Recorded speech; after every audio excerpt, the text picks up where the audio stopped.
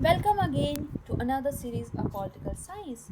Today we will understand about another thinker of Western political thought, that is Thomas Hobbes, who is also known as social contract theorist. This video is going to helpful for those who are preparing for UPSC PSIR optional, use Senate paper to political science, and those who are pursuing their BA and MA in political science. So watch this video till the end so that you can understand about him in brief. And if you like this video, then don't forget to subscribe the channel. Let's understand a brief about Hobbes. Who was he? जब हम Hobbs के बारे में बात करते हैं तो first of all you should know कि he is known as first modern political philosopher या first utilitarian. He is not basically call कि वो एकदम सिस्टमेटिक में उनको यूटिलिटेरियन बोलते हैं. But when we talk about his philosophy, जहाँ पे वो प्लेजर की पेन की बात करते हैं, जहाँ पे बोलते हैं प्लेजर मैक्सिमाइजेशन, डिज़ायर की बात करते हैं, सो कहीं ना कहीं हमें एक यूटिलिटेरियन उनके थॉट प्रोसेस का एक बोलते हैं ना कि थोड़ा सा जिस देखने को मिलता है. सब इसलिए उनको कई बार हम बोलते हैं he is the first utilitarian thinker and he is the first modern political philosopher. क्योंकि कहीं ना कहीं वो पहली, मतलब एक तरह से आप बोलोगे ना कि उनको रखा जाता है कि बॉर्डिंग और के से इन्फ्लुएंस होके उन्हें थियरी ऑफ सॉवरेनिटी की बात की, लीगल सॉवरेनिटी की बात की. सॉवरेनिटी मतलब क्या होता है? Supreme authority. So that's why he is known as first modern political philosopher. He was from England और ये वो ऐसे टाइम पीरियड में इनका जन्म हुआ था. मैं हमेशा आपको बोलती हूँ whenever you are studying any thinker you should know about his background, कि वो उस टाइम उनके साथ क्या चल रहा था, उस टाइम उनके कंट्री में क्या चल रहा था, किनका इन्फ्लुएंस था. तो वैसे ही जब हॉब्स की बात करते हैं तो वो इंग्लैंड से थे और उनका जन्म हुआ था 1588 में एंड टिल 1678. सो उसी दौरान 1642 के दौरान वहाँ पे एक बहुत बड़ा युद्ध होता है जिसको हम इंग्लिश सिविल वॉर भी बोलते हैं या बर्टन वॉर भी बोलते हैं. उसका काफ़ी ज़्यादा इन्फ्लुएंस देखने को मिलता है हॉब्स पे. तो वो एक इन्फ्लुएंस उनकी लाइफ में डालता है, उसको देखिए कैसे वो इन्फ्लुएंस करता है. But even he is also called as कि वो सबसे ग्रेटेस्ट फिलोसफर है पॉलिटिकल फिलोसफी में. जो पूरे इंग्लैंड में बात करें तो ऐसा बोला जाता है कि ऑक्सफोर्ड ने बोला कि जो है उनका एक फेमस बुक था लेवियाथन, कि ये सबसे greatest and perhaps the sole masterpiece of political philosophy written in the English language. सबसे इम्पॉर्टेंट बात उन्होंने बोला, इंग्लिश में जितने भी थिंकर्स हैं बट सबसे ग्रेटेस्ट थिंकर किसी को बोला गया है तो वो है हॉब्स. एंड स्पेशली जब उनकी बुक लेवियाथन की बात करते हैं तो वो सबसे ज़्यादा प्रेज किया गया है, जैसे मैंने माइकल ऑक्सफोर्ड की स्टेटमेंट बोला, क्योंकि लेवियाथन में उन्होंने सिविल वॉर का सिचुएशन बताया एंड वहाँ पे कैसे एग्जीक्यूशन हुआ था वहाँ के रूलर जो थे चार्ल्स फर्स्ट का, किस तरह से उस वो सिविल वॉर हॉब्स को इन्फ्लुएंस करते हैं. कहीं ना कहीं वो सारी चीज़ें और उनकी फ़िलॉसफी को कैसे इन्फ्लुएंस करता है सब चीज़ें मेंशन है. एंड जब हम मॉडर्न पॉलिटिकल थियरी की बात करते हैं तो वी नो कि it revolves around concept of sovereignty. Sovereignty is what? Supreme authority. तो जब हम हॉब्स के बारे में बात करते हैं तो he is associated with the first thinker who gave the concept of complete theory of sovereignty. Will understand उनके आइडिया क्या थे सोवरेनिटी का. जैसे आप उनके सोशल कॉन्ट्रैक्ट को समझोगे ना, यू विल अंडरस्टैंड कि क्यों उनको हम बोलते हैं कि उन्होंने कंप्लीट थियरी ऑफ सोवरेनिटी दी है. बट लेट अस अंडरस्टैंड कि उनका इन्फ्लुएंस क्या, सबसे ज़्यादा उन पर किनका किनका इन्फ्लुएंस रहा है. पहली बार मैंने बोला सिविल वॉर जो चल रहा था जिसको हम पर्टन वॉर भी बोलते हैं, 1642 से वो चालू हुआ था. और इस वॉर के दौरान बेसिकली हॉब्स को अपने कंट्री को छोड़ के जाना पड़ता है. और वो ऐसा सिचुएशन था जब उन्हें एक चीज़ रियलाइज़ हो गया कि man are like animal and human are self centred, selfish, और लोग डिज़ायर है अपने, और but at the same time लोग डरे हुए भी हैं. So he said one of the famous statement कि I and fear were born together.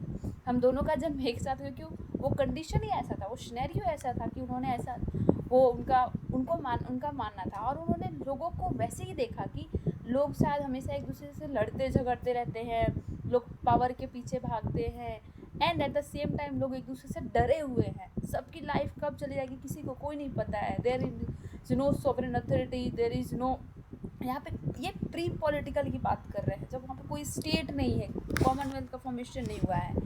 And दूसरा इनका इन्फ्लुएंस रहा है निकोलस मैकियावेली का, क्योंकि मैकियावेली ने, जब हम मैकियावेली की पढ़ रहे थे तो वहाँ पे हमने बात किया कि मैकियावेली ने ह्यूमन नेचर को बताया कि ह्यूमन नेचर जो है वो कहीं ना कहीं ह्यूमन जो है सेल्फिश होते हैं, ब्रूटिश होते हैं, एंड वो अपने लिए अपने फ़ायदे के लिए किसी का भी नुकसान पहुंचा सकते हैं। तो ये जो थॉट प्रोसेस था ये कहीं ना कहीं ऑप्स को काफ़ी इन्फ्लुएंस किया। एंड जब उनकी सोशल कॉन्ट्रैक्ट थियरी की बात करते हैं, जो उन्होंने डेवलप किया, एक हाइपोथेटिकल सिचुएशन बनाया स्टेट ऑफ नेचर, जहाँ पे फिर उन्होंने बताया कि लोग कैसे रहते हैं, तो वो प्लेटो और हुकर से ज़्यादा इन्फ्लुएंस हमें देखने को मिलता है। Now when we talk about Jean Bodin, तो जीन बॉर्डिन का भी काफ़ी इन्फ्लुएंस रहा है, जो उनकी थियरी ऑफ सॉवरेनिटी है, क्योंकि जीन बॉर्डिन लीगल सॉवरेनिटी की बात करते हैं और उन्हीं से इन्फ्लुएंस होकर थॉमस हॉब्बी सॉवरेन रूलर और एब्सोल्यूट रूलर और इन सॉवरेनिटी की बात करते हैं, तो विल अंडरस्टैंड। उनकी जो मेटेरियलिस्टिक थियरी है वो भी डेकार्टस से इन्फ्लुएंस रहता है। हॉब्स जो थे वो Euclid's geometry, Galileo mechanical nature of the world, इन चीज़ों से काफ़ी इन्फ्लुएंस थे। एंड ही सेड, हॉब्स ने क्या बोला कि जो हमारा सेल्फ प्रिजर्वेशन है that is the supreme right, और इसको कोई हमसे नहीं छीन सकता है। जब सेल्फ प्रिजर्वेशन की बात आएगी तो कोई भी इंसान किसी को भी मार सकता है। और ये जो आइडिया उनका सेल्फ प्रिजर्वेशन का, ये लिया कहाँ से था? उन्होंने ग्रोसियस थे, जिन्होंने बोला था कि जो भी इंडिविजुअल है उनके पास राइट है कि खुद को बचाएं, ये गॉड गिफ्टेड है और आपको अपनी राइट खुद बचा के रखना है। अब जब ह्यूमन नेचर की बात करते हैं कि what was the view of Hobbes on human nature, so मैंने आपको बताया कि वो किस टाइम से इन्फ्लुएंस थे, जब वहाँ पे इंग्लिश सिविल वॉर चल रहा था, बर्तन वॉर चल रहा था। तो वो सिनेरियो उनके माइंड में एक ह्यूमन का एक इंडिविजुअल की कैसे होते हैं, उनको लगा कि हाँ ऐसे ही होते हैं। एंड ही सेड दैट कि the individual has a perpetual and restless desire for power after power that ceases only in death. जो भी इंडिविजुअल है उसका अल्टीमेट गोल क्या है, बार बार वो क्यों लड़ाई कर रहा है, क्योंकि उसको हमेशा एक ही चीज़ की डिज़ायर है, वो क्या है? पावर। एंड ये जो डिज़ायर है उसका तभी ख़त्म होता है जब वो मरता है। That was the famous statement given by Hobbes. And individual को जब इनकी थियरी डेवलप ये करते हैं तो सबसे पहले वो इंडिविजुअल को सेंटर में रखते हैं, इसलिए इनको इंडिविजुअलिस्टिक भी बोला जाता है कि he is the individualistic thinker. और जैसे हॉब्स बोलते हैं, जैसे मैकियावेली बोलते हैं कि जो इंडिविजुअल है, जो ह्यूमन है, there is a secular origin of human conduct, same चीज़ ये हॉब्स भी बोलते हैं। एंड हॉब्स सेज कि human is a pessimistic. What does it means? कि हर एक इंसान खुद के बारे में सोचता है, and human being is isolated, egoistic और सोशल, एंड उनके लिए society is just a means to achieve their goal. यहाँ पे ऐसा नहीं है कि जब वो पेसिमिस्टिक ह्यूमन नेचर बता रहे हैं, लोग इगोइस्टिक हैं, सेल्फ सेंटर्ड है और सोशल हैं, इसका मतलब ये नहीं है कि वो बोल रहे हैं लोग इरेशनल हैं। No, he said that human are rational and they are the creature of insatiable desires. They are constantly driven by appetite and aversion. लोग प्लेजर को गेन करना चाहते हैं, डिजायर को एकदम उसके पीछे भाग रहे हैं, but when it comes to pain उससे दूर भाग रहे हैं। and individual are dominated by passion over reason. So these were the view on human nature, and he said कि human जो है वो reasonable है, and by birth they all are equal. और हर लोग इक्वल है, सबके पास इक्वल डिज़ायर है पावर गेन करने का, प्रोस्पेरिटी पाने का। सो इस वजह से क्या होता है ना कि लोग एकदम सॉलिटरी है, लोग खुद के लिए सोच रहे हैं, एंड कभी भी किसी को नहीं पता है ना कि उसकी लाइफ कब दूसरा कौन छीन लेगा। There is a the life of man is nasty, brutish, short, solitary, poor and short. वो बोलते हैं कि ऐसा कंडीशन है, यहाँ पे 2 बार शॉर्ट आ गया है, कि जो इंडिविजुअल है वो खुद, जैसे मैं एक इंडिविजुअल हूँ, मैं चाहता हूँ कि मुझे पावर मिले, सामने वाला भी तो वो इक्वल है ना, तो वो भी चाहता है मुझे भी पावर मिले। एंड इस वजह से दोनों एक दूसरे के साथ लड़ भी जाएंगे पावर गेन करने में, उसमें जो जीता उसके पास पावर। सो ये एक लोगों के पास कॉन्स्टेंट डिजायर है पावर गेन करने का। And individual are constantly in motion, why? To satisfy their desires. And उन्होंने बोला डिजायर जो है it is a engine of human action. कोई भी इंसान जो भी एक्शन कर रहा है उसका इम्पॉर्टेंट सोर्स क्या है? डिजायर ही है। So his view on human nature was like कि बहुत ही वो निगेटिव वे में देखते हैं। वो बोलते हैं कि इस टाइम जो इंडिविजुअल है उसके पास निगेटिव लिबर्टी है, वो जो चाह रहा है कर रहा है, कोई यहाँ पे स्टेट कंट्रोल नहीं है, ये यहाँ पे स्टेट है ही नहीं। जब स्टेट नहीं है तो किसी को कोई कंट्रोल कैसे करेगा? यहाँ पे कोई लॉ मेकर नहीं है, कोई जस्टिस देने वाला नहीं है, तो anyone can kill any anybody. अब बात करते हैं उनकी स्टेट ऑफ नेचर की। अब जब स्टेट ऑफ नेचर की बात करते हैं ना, सो व्हाट ही सेज, ये state of nature is like कि वो ऐसा एक हाइपोथेटिकल सिनेरियो है जहाँ पे प्री पॉलिटिकल स्टेट, यहाँ पे स्टेट नहीं है, pre political, there is a pre social conditions, there is no authority और लॉ। एक ऐसा हाइपोथेटिकल सिचुएशन बताते हैं जहाँ पे ना तो अथॉरिटी है ना तो वहाँ पे स्टेट है, बट लोग वहाँ पे सर्वाइव कर रहे हैं। अब आप सोचो कि जो मैंने ह्यूमन नेचर बताया कि ह्यूमन नेचर किस टाइप का है, आप उससे एक समझो कि आपको पता है there is a limited resources. अब जब रिसोर्सेज लिमिटेड है तो हम इकोनॉमिक्स में भी पढ़ते हैं कि लिमिटेड रिसोर्सेज है बट इंडिविजुअल के अनलिमिटेड वांट्स हैं, तो उस रिसोर्सेज के लिए सब एक दूसरे से लड़ेंगे। So there is a inevitable conflict to get that limited resources. And उस स्टेट ऑफ नेचर में क्या है कि there is a war of all against all, सब एक दूसरे से लड़ रहे हैं, सबको लिमिटेड रिसोर्सेज से कुछ ना कुछ पाना है, लोग एक दूसरे पे सस्पिशन डाउट कर रहे हैं, देयर इज़ अ हॉस्टिलिटी।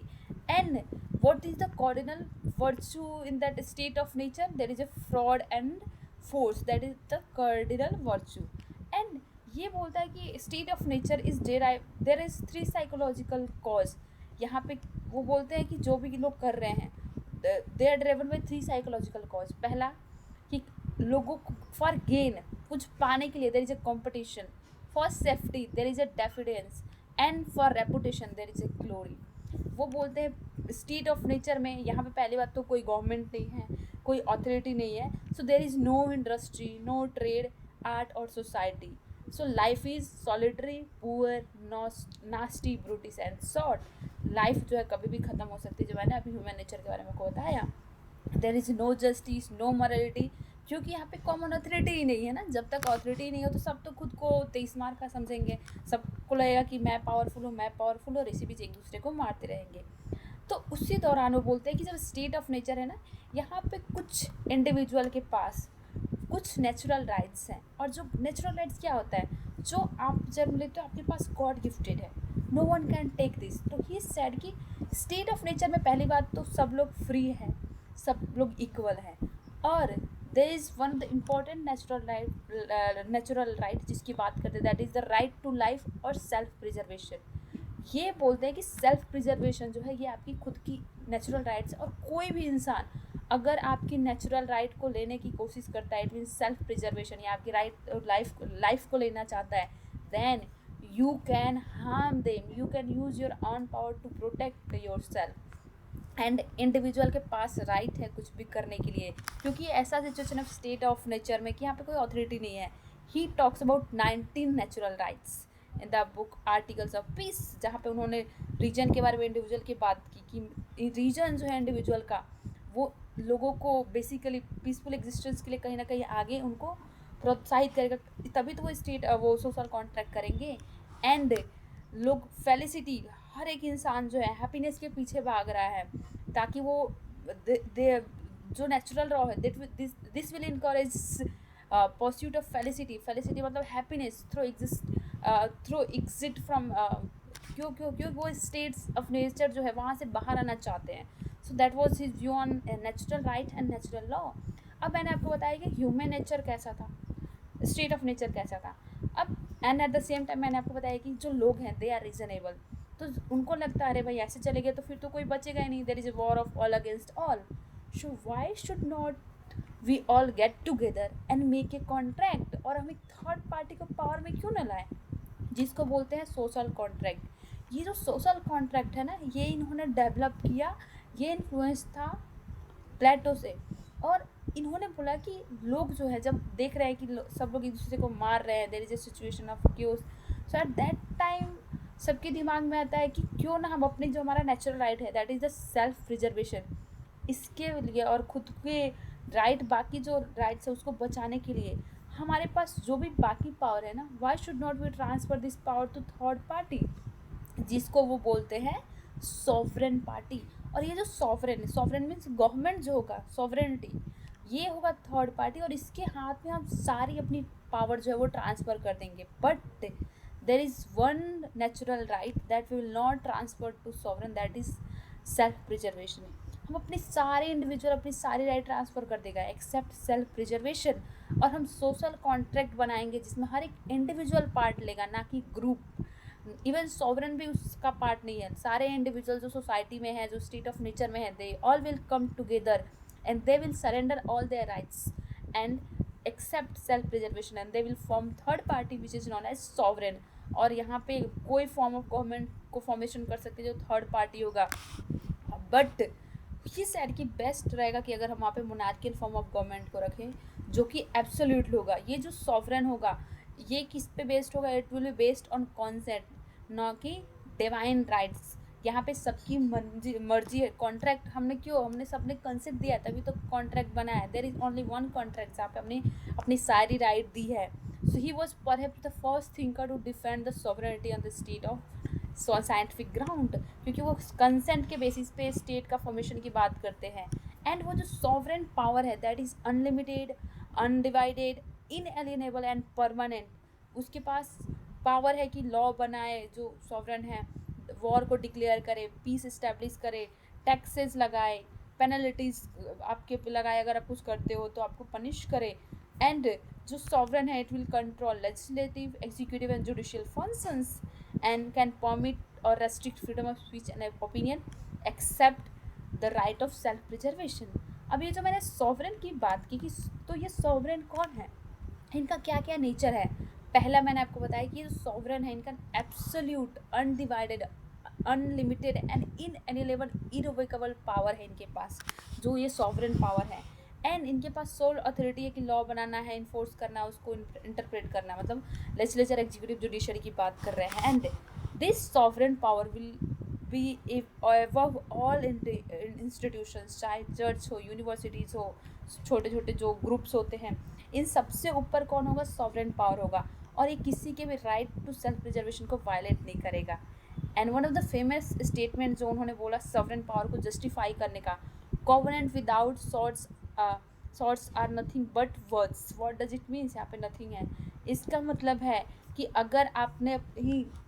अगर यहाँ पे एब्सोल्यूट इन्फोर्समेंट नहीं हो रहा है तो फिर कोई मतलब नहीं है। इसीलिए एक एब्सोल्यूट सॉवरेन पावर का होना ज़रूरी, बहुत ही ज़रूरी है। एंड जो कॉन्ट्रैक्ट है एक बार इंडिविजुअल ने बना दिया, अपनी कंसेंट दे दी, then it can't be revoked. इसको आप अचानक से तोड़ नहीं सकते हो। There is no right of revolution until if sovereign violates your right to life or self preservation, then you can protest, otherwise this sovereign is irrevocable। अब बात करते हैं his view on liberty।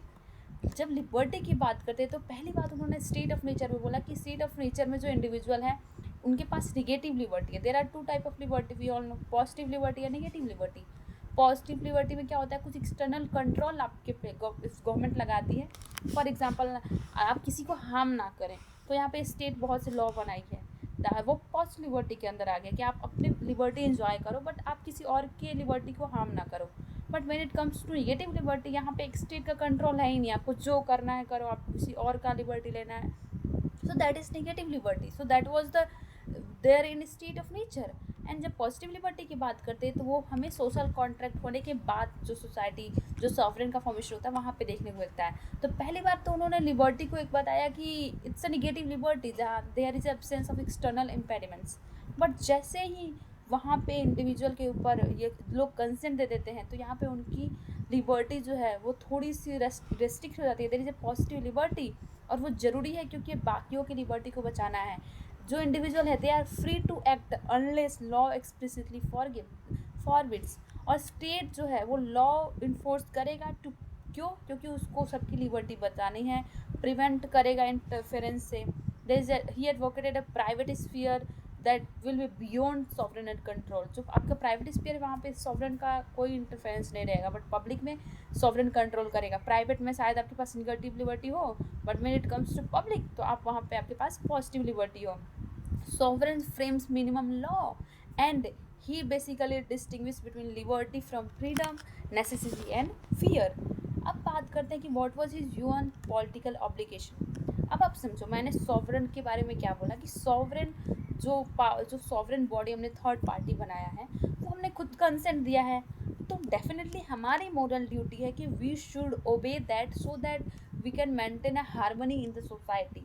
तो बोलते हैं उनके हिसाब से वो पॉलिटिकल ऑब्लिगेशंस बोलते हैं कि it basically arises from the contract, क्योंकि हमने कॉन्ट्रैक्ट में सॉवरेन को बनाया।